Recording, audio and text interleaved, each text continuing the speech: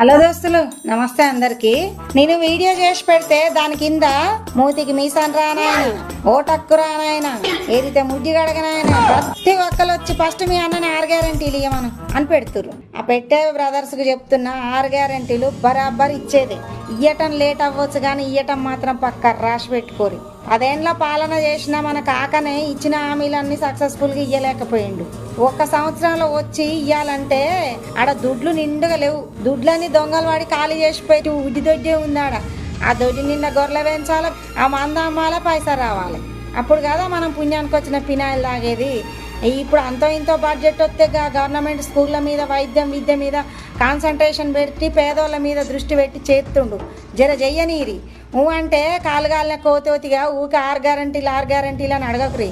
మాట అన్నాక మాట తప్పేలేదు, మన తిప్పేలేదు. గుర్తుపెట్టుకోరి.